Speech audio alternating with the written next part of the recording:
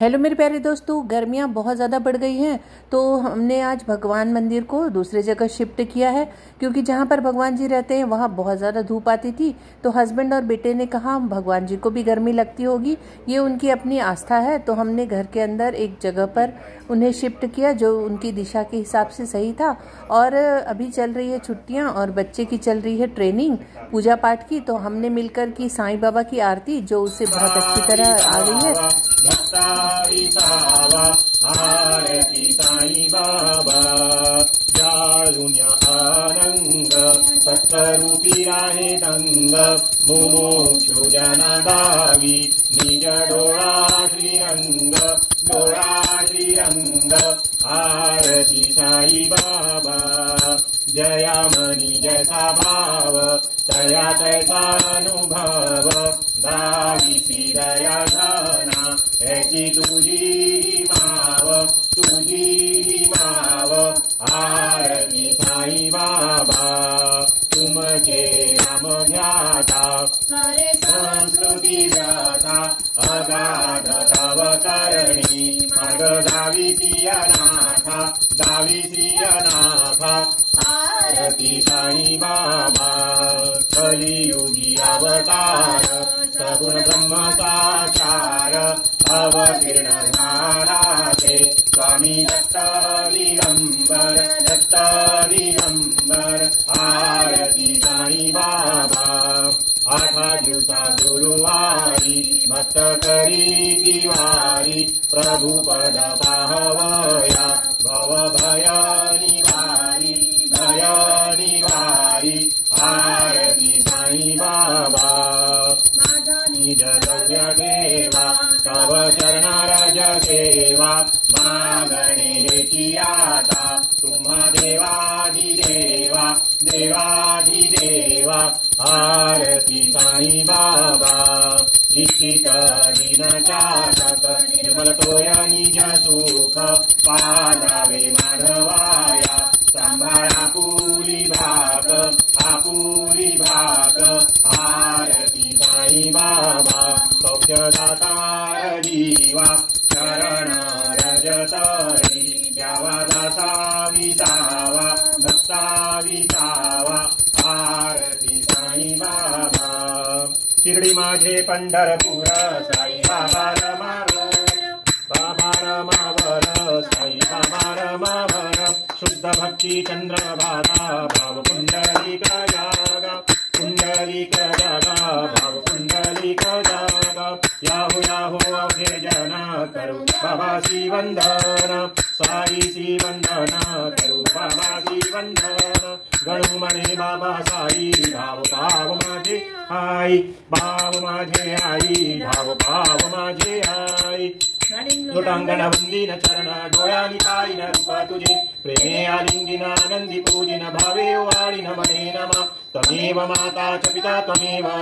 बंधू च सखा तमेव विद्या द्रविणं तमेव सर्वं मम देव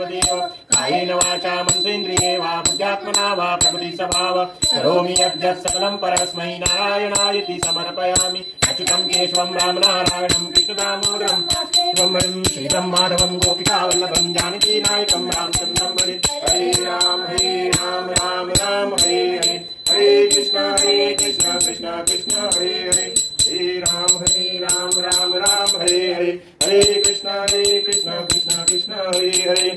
अनंता तुला ते कसे स्तवावे अनंता तुला ते कसे रे नमावे अनंता मुखाचा श्री शेष गाता नमस्कार साष्टांग श्री साईनाथा स्मरावे मनी तत्पदा नित्य भावे उरावे तरी भक्ती साठी स्वभावे तरावे जगातारुणी मायताता नमस्कार साष्टांग श्री साईनाथा वसे जो सदा दावया संत धीरा दिसे अज्ञ लोकान परिजो जनाला परिहंतरी ज्ञान कैवल्य दाता नमस्कार साष्टांग श्री साईनाथा बलालाभला जन्म हा मानवाचा नरासार्थका साधनीभूत साचा धरू साई प्रेमागळाया अहंता नमस्कार साष्टांग श्री साईनाथा करावे करीसा नल्पज्ञमाला करावे अमाधन्य चुंबो निघाला मुखी घाल प्रेमे खरा ग्रास आता नमस्कार साष्टांग श्री साईनाथा सुराधिक ज्यांच्या पदा वंदिताती शुकाधिक ज्यांचे समानत्व देती प्रयागादि तीर्थे पदी नम्र होता नमस्कार साष्टांग श्री साईनाथा तुझ्या ज्या पदा पाहता गोपवारी सदा रंगलीची स्वरूपी मिळाली कैरास क्रीडा सवे कृष्णनाथा नमस्कार साष्टांग श्री साईनाथा तुला मागतो मागणे एक द्यावे करा जोडितो दीन अत्यंत भावे कधी मोहनी राज हातारी आता नमस्कार साष्टांग श्री साईनाथा ऐसा ये साई दिगंबरा अक्षय रूप अवतारा सर्व ही व्यापक तू अनुसया त्रिकुमारा बाबा एवा काशी स्नान जप प्रतिदिवशी कोल्हापुर भिक्षेशी निर्मल नदी तुंगा जलप्राशी निद्रा माहुरदेशी ऐसा एवा डोळी लोंबत से वाम करी त्रिशूल डमरुधारी भक्ता वरद सदा सुखकारी देशील मुक्तिचारी ऐसा एवा पायी पादुका जपमाला कमंडलो मृगछाला धारण कर शिवा नागजटा मुकुट शोभतो माथा ऐसा एवा तत्पर तुझ्याया दे ध्यानी अक्षय त्यांचे सदनी लक्ष्मी वास करी दिनरजनी राक्षसी संकट वारुनी ऐसा येवा त्या परिजान तुझे गुरुराया दृश्य करी नयनाया पूर्णानंद सुखे काया काविसी हरिगुण गाया ऐसा येवा साई चिदंबरा अक्षय रूपावतारा सर्व व्यापक तू श्रुति सारा अनुसया त्रिकुमारा बाबा एवा सदा सत्स्वरूपं चिदानन्दकन्दं जगत्सम्भवस्थान संहारेतुं स्वभक्ते क्षयामानुषं दर्शयन्तं नमामीश्वरं सद्गुरुं साईनाथं भवद्वांस विध्वंसमार्कण्डमीड्यं मनोवागतीतं मुनिर्ध्यानगम्यं जगद्व्यापकं निर्मलं निर्गुणत्वां नमामीश्वरं सद्गुरुं साईनाथं भवाम्भोधिमग्नादितानां जनानां स्वदादाशितानां स्वभक्तिप्रियाणां समुद्धारणार्थ कलौ सम्भवन्तं नमामीश्वरं सद्गुरुं साईनाथं सदा निम्बवृक्षस्य मूलादिवासा सुधाता विणन्ते तमस्य प्रियन्तं तरुं कल्पवृक्षादिकं साधयन्तं नमामीश्वरं सद्गुरुं साईनाथं सदा कल्पवृक्षस्य तस्यादिमूले भवद्भावबुद्ध्या सपर्यादिसेवां नृणां पूर्वतां भुक्तिमुक्तिप्रदन्तं नमामीश्वरं सद्गुरुं साईनाथं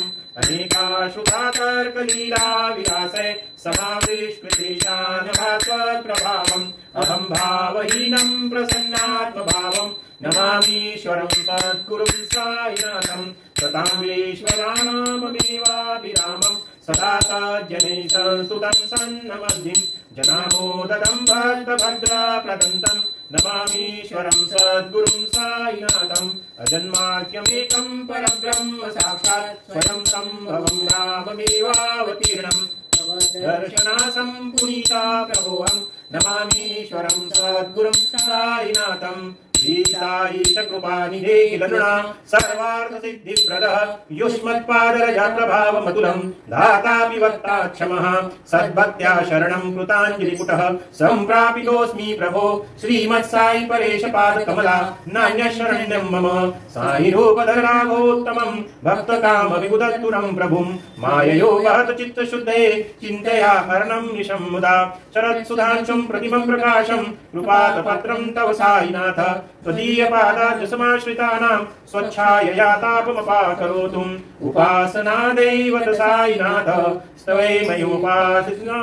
सुतस्त्वं रमेन्मनोन्मे तव पादयुग्मे भृङ्गो यथाब्जे मकरन्दलुब्धः अनेकजन्मार्जित पाप संशयो भवेत् भवत्पाद सरोज दर्शनात् क्षमस्व सर्वापराधपुञ्जकात् प्रसीद साई सद्गुरु दयानिधे श्री साईनाथ चरणामृतपूत चित्ता तत्पाद सेवनरता सततं च भक्त्या संसारजन्य दुरितौ तव निर्गतास्ते कैवल्यधाम परमं समवाप्नुवन्ति स्तोत्रमे तत्पठे भक्त्या यो नरस्तमनः सदः सद्गुरु साईनाथस्य कृपापात्रं भवेत् दूरम् रुसो मम प्रियाम्बिका मदवरी पिता हि रुसो मम प्रियांगना प्रियसुतात्मजा हि रुसो भगिनी बन्धुहि स्वशुरसा सुबाई रुसो न दत्त गुरु साई मा मदवरी कदीहि रुसो पुसो न सुनबाई त्या मदन भातृजाया पुसो न प्रिय सोयरे प्रिय सगे न ज्ञाति पुसो सहृदयना सखा स्वजननाप्त बन्धु पुसो परीन गुरु साई मा मजवरी कदीहि पुसो न बलामुले तरुण वृद्धहीना पुसो न गुरुधाकुटे मजन थोरसाने पुसो न च भले बुरे सुजन साधुहीना पुसो परीन गुरु साई मा मजवरी कदीहि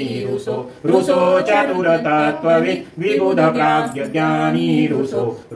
हि विदुषी स्त्रिया कुशल पंडिता हि रुसो महीपतीयति भजक तापसी रुसो न दत्त गुरु साई मा मजवरी कदीहि रुसो कवि ऋषि मुनि अनघ सिद्ध योगी रुसो हि ग्रह देवता निकुल ग्राम देवी रुसो कलपिशाचहि मलिन डाकिनी हि रुसो न दत्त गुरु साई मा मजवरी कदीहि रुसो मृग खग क्रमी अखिल जीव जन्तु रुसो विटप प्रस्तरा अचल आपगाब्धि रुसो खपवनाग्निवान् अवनि पंचतत्त्वे रुसो न दत्त गुरु साई मा मजवरी कदीहि रुसो विमल किन्नर अमल यक्षणी रुसो शशि खगादिः गगनि तारकाहि रुसो कलपिशा रुसो अमर राजहि अदय धर्म राजा रुसो न दत्त गुरु साई मा मजवरी कदीहि रुसो मन सरस्वती चपल चित्त तेहि रुसो विटप रुसो वपुदिशाखिला कठिन काल तोहि रुसो सकल विश्वरि मयि तु ब्रह्म गोलम रुसो न दत्त गुरु साई मा मजवरी कदीहि विमूढ हसो मजन मत्सराहि रसो पदाभिरुचि उल्लसो जनन कर्दमीनाफसो न दुर्गति चारसो अशिव भाव मागे हसो प्रपंचि मन हेरुसो दृढ विरक्ति चित्तीठसो पुणाचि घृणानसो न च स्पृशा प्रशाचीयसो सदैव हृदयी वसो मनसि ध्यानि साई वसो पदी प्रणय गोरसो निखिल दृश्य पावादिसो न दत्त गुरु साई मा उपरियाचनेला रुसो हरि ओम यज्ञेन यज्ञमयजन्त देवा तानि धर्माणि प्रथमान्यासन् तेहनाकं महिमाना सचन्त यत्र पूर्वे साध्या सन्ति देवाः ओम राजाधिराजाय प्रसह्य साहिने नमो वयं वै श्रवणाय कुर्महे समे कामान् कामकामाय मह्यं कामेश्वरो वै श्रवणो ददातु कुबेराय वै श्रवणाय महाराजाय नमः ओम स्वस्ति साम्राज्यं भोज्यं स्वराज्यं वैराज्यं पारमेष्ठं राज्यं महाराजमाधिपत्यमयं समन्तपर्याय ईशा सार्वभौम सार्वायुष्मान्तदा परार्धात् पृथिव्यै समुद्रपर्यन्ताय एकादशः श्लोको विहितो मरुतः परिवेष्टारो मरुतस्यावसन्त्रे आदिष्टस्य कामत्वे विश्वे देवा सभासदेति करचरणकृतं वा कायजं कर्मजं वा श्रवणेजं वा मानसं वा अपराधं विहितं वा सर्वे तत्क्षमस्व जय जय करुणाब्दे श्री प्रभु साईनाथ श्री सच्चिदानंद सद्गुरु साईनाथ महाराज की जय। तो कैसी लगी साईं बाबा की आरती? अच्छी लगी हो तो लाइक सब्सक्राइब जरूर कीजिएगा।